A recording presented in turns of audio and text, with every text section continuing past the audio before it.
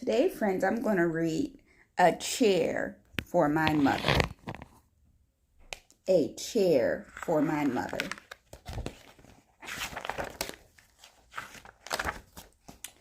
My mother works as a waitress in the Blue Towel Diner. After school, sometimes I go to meet her there. Then her boss, Josephine, gives me a job, too. I wash the salts and peppers and fill the ketchups. One time I peeled all the onions for the onion soup. When I was finished, Josephine says, "Good work, honey," and pays me. And every time I put half of my money into the jar.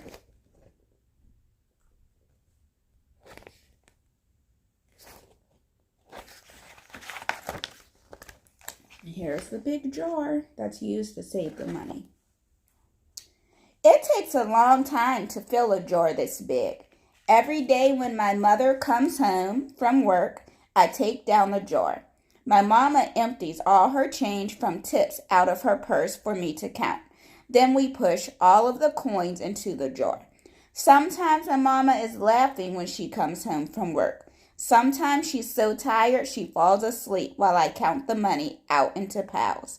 Some days she has lots of tips. Some days she has only a little. Then she looks worried. But each evening, every single shiny coin goes into the jar.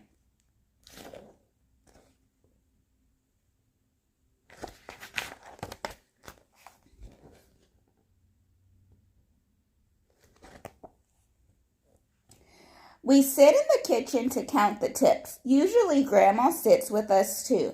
While we count, she likes to hum. Hum means sing quietly. Often she has money in her old leather wallet for us. Whenever she gets a good bargain, a good sale, on tomatoes or bananas or something she buys, she puts them by the savings and they go into the jar.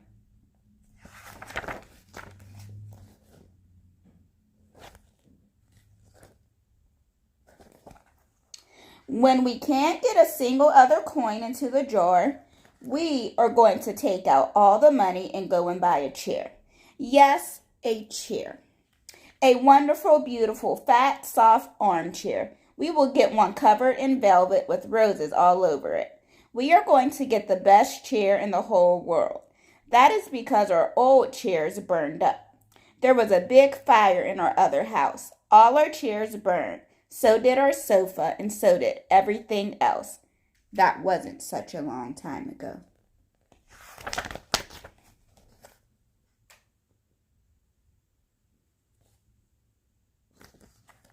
My mother and I were coming home from buying new shoes. I had new sandals. She had new pumps. We were walking to our house from the bus. We were looking at everyone's tulips. She was saying she liked red tulips, and I was saying I liked yellow ones. Then we came to our block.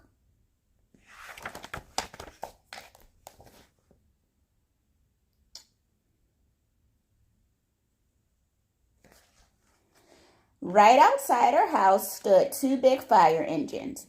I could see lots of smoke. Tall orange flames came out of the roof. All the neighbors stood in a bunch across the street. Mama grabbed my hand and we ran. My Uncle Sandy saw us and ran to us. Mama yelled, "Where's Mother?" I yelled, "Where's my grandma?" My Aunt Ida waved and shouted, "She's here, she's here. She's okay, don't worry." Grandma was all right. Our cat was safe too, though it took a while to find her. But everything else in our whole house was spoiled.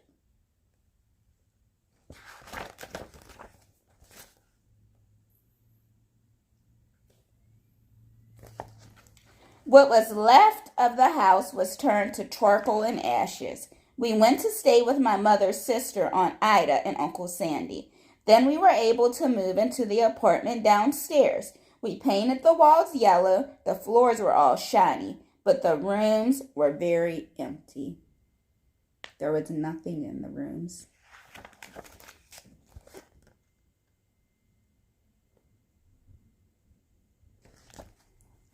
The first day we moved in, the neighbors brought pizza and cake and ice cream, and they brought a lot of other things too. The family across the street brought a table and 3 kitchen chairs. The very old man next door gave us a bed from when his children were little.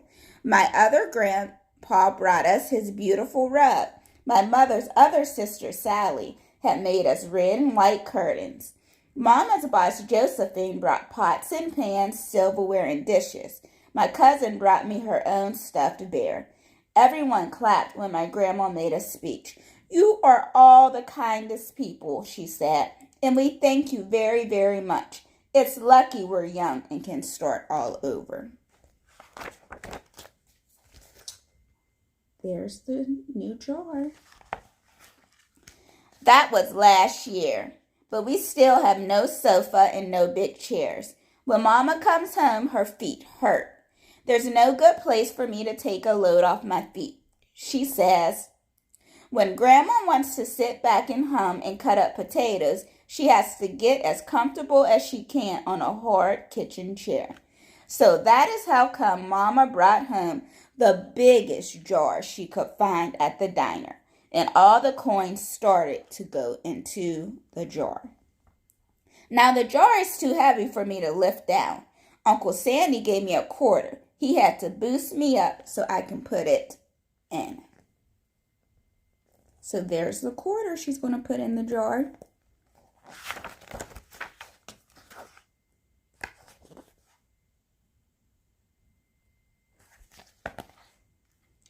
After supper, Mama and Grandma and I stood in front of the jar. Well, I never would have believed it, but I guess it's full, Mama said. My mother brought home little paper wrappers for the nickels and the dimes and the quarters. I counted them all out and wrapped them all up. On my mother's day off, we took all the coins to the bank. The bank exchanged them for $10 bills. Then we took the bus downtown to shop for our chair. I wonder how she feels now that they're going to be able to buy a new chair. How would you feel if you were able to buy something new that was lost or destroyed? If you look at her face, you can see she's smiling, so you know she's happy. We shopped through 4 furniture stores. We tried out big chairs and smaller ones, high chairs and low chairs, soft chairs and harder ones. Grandma said she felt like Goldilocks and the 3 bears trying out all the chairs.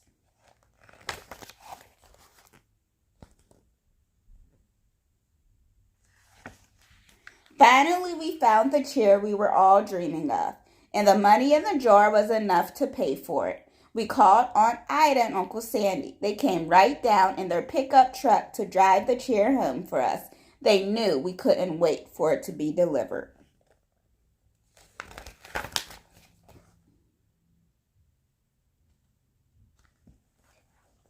I tried out her chair in the back of the truck. Mama wouldn't let me sit there while we drove, but they let me sit in it while they carried it up to the door.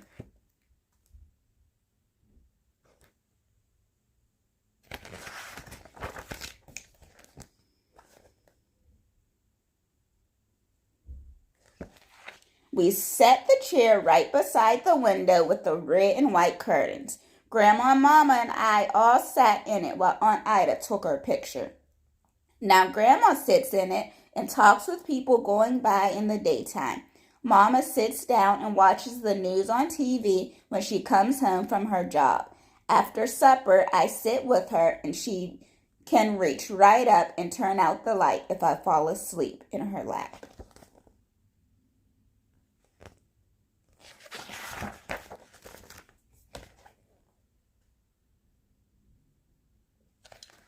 Well, friends, I hope you enjoyed our story, A Chair for My Mother.